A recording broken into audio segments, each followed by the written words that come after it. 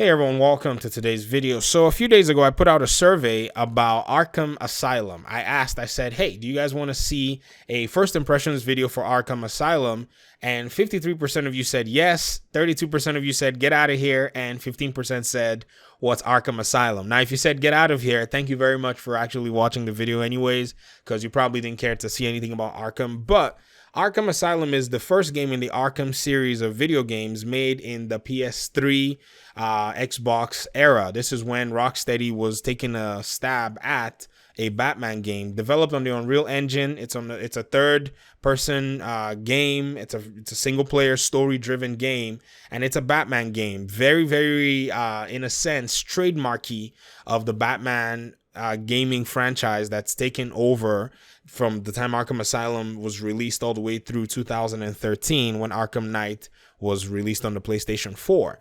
And this game is, in my opinion, one of the better narrative-driven games in the Batman series.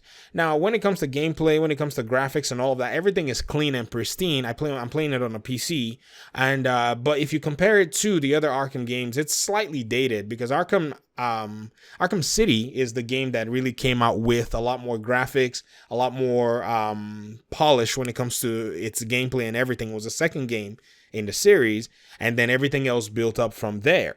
But Arkham Asylum is very unique because it was based on a very grim, dark graphic novel. I can't remember the author. If you're a comic person, you know that Arkham Asylum is based on one of the established Batman graphic novel series. And this really shows up in the way they make everything kind of comic-like, in a sense. If you look at the menus have this comic feel to them. And I think they were trying to really accentuate that we are bringing this as a grassroots Batman game into light. I don't know if they knew they were going to do a series when they made the first game.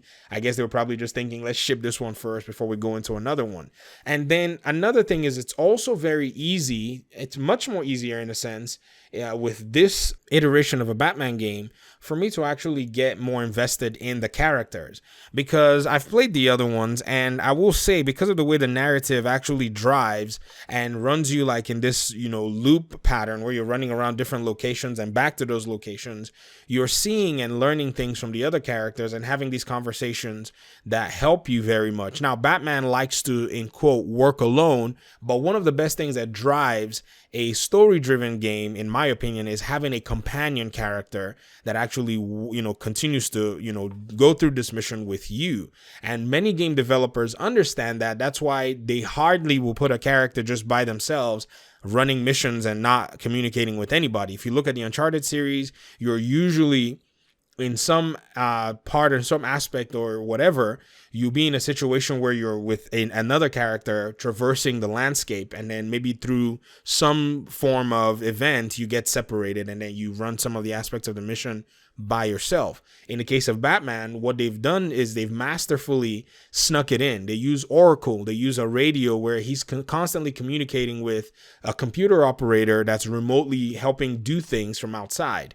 And this really makes Oracle a very, very critical part of any Batman game that you play, or maybe Alfred. If in the case of Arkham Origins, he hadn't established a relationship with Barbara Gordon yet, so Alfred came in to play that role. And this is a critical aspect that I'm really, quite delighted to see that they actually put that in this game. Even from the onset, they've always had that mindset to do that. It's been a fundamental core part of game development for so many years.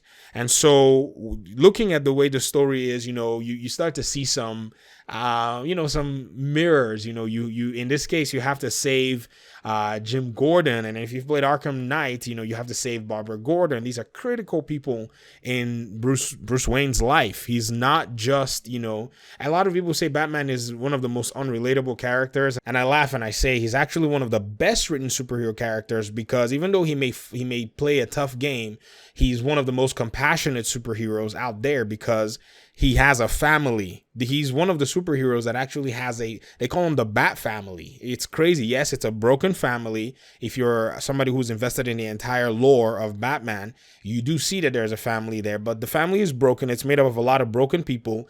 Batman, Bruce Wayne himself, is broken, and his past comes back to haunt him, and still it doesn't, in any sense deter him from being the person that he needs to be in situations that he finds himself. And so based on story and lore, they really make sure that you're invested in the character. They make sure that the story drives the gameplay. It's a narrative driven gameplay. The gameplay mechanics are not necessarily too much of an emphasis when it comes to this game. And a lot of the mechanics, they don't seem to emphasize them. They seem to just do it right, where you're not really bogged down by learning different kinds of mechanics. Unlike when they got to Arkham Knight, it was all Batmobile and all these, other cool stuff, which I think was appropriate at that time. They'd already, taken and started this from the grassroots. And then it was time to just kind of, top everything that they've been doing for a long time. So looking at all of that, I just wanted, to put out this opinion piece and say, even in 2019, you can see that the core fundamentals of game design, if done properly, will appeal to anyone. It would still span years and years and decades to keep a game as solid as it is in an entry. And I always wondered why people thought Arkham Asylum was the best game in the series. A lot of people said, Arkham Asylum was one of the best games in the series. Some people argue Arkham City. Nobody really argues for Arkham Knight much, because I guess the story was kind of weird in a sense. A lot of the elements that made you invest in the characters seem to be taken away, and gameplay mechanics seem to replace a lot of those things. Because yes, Batman is an action figure. It seems like, oh yeah, put in a lot more action, a lot more combat, which Arkham Knight has the best combat of all of them, but it didn't seem to satisfy the audience, because the audience enjoys the story, and Rocksteady has always done a good job making the story, making the characters quite impressionable on you. I can't believe I saw Bane and I was like, wow, what an impression this introduction actually made. The same thing with Arkham Origins. Bane's introduction in Arkham Origins is like, wow, there's a lot of ambition that you can smell from the way these studios actually bring forth the characters. And then one very critical point that I have to point out before I end this video is the first interaction that you have with Scarecrow. Now, you have Scarecrow as one of the bad guys in Arkham Knight, but Scarecrow in Arkham Asylum, the way he's been designed and the way you actually have to deal with him is actually one of the best iterations for a boss interaction that I've seen in this mission over here. You can see it here on the screen. And I just think with everything that, these developers had to kind of walk through, this was a grand idea, in my opinion. The Scarecrow that you meet in Arkham Knight, yeah, he's something of a fierce guy, but he's just he smokes and screens, and I guess smokes and screens to be able to shield another villain.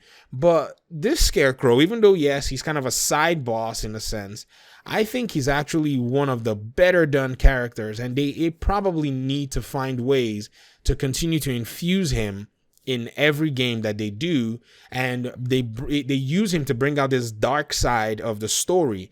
The entire graphic novel that covers this, and its setting and its lore, everything has this dark, grim underlying tone to it. And Joker, he's a dark figure, but because of the way his character is, doesn't necessarily always accentuate that darkness in the video games. But Scarecrow is definitely the character that does that.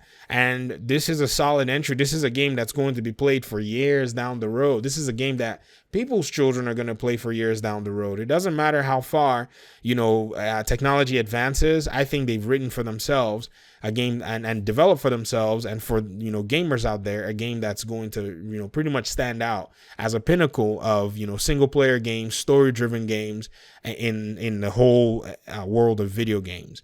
And so that is just my take on the Arkham, my first impressions anyways, on Arkham Asylum after about 6 hours of play, which 6 hours is actually quite, good to kind of say this is what I feel about this. And I don't know if I beat it, if I'm going to do, kind of a this game, rocks or this game does not rock kind of video.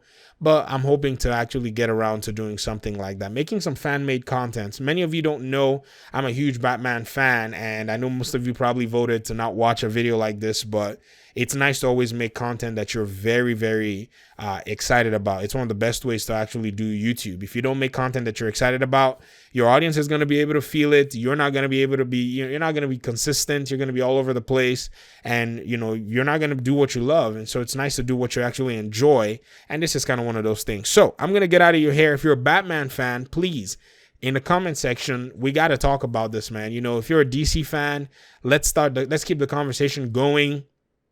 I want to know what you guys think. I want to know if there are any more twists and turns and that I need to watch out for. If you want to spoil it for me, then, don't put it out there in the open. You can just probably maybe find a way to message me on Discord. There should be a Discord link in this video. If there is none, just go back to one of my last videos. It should be there. I usually try to remember, but it's sometimes easy to forget. All right, that is all I have for today. Thank you very much for your time and your audience, and I guess I will see you guys in the next video. Peace.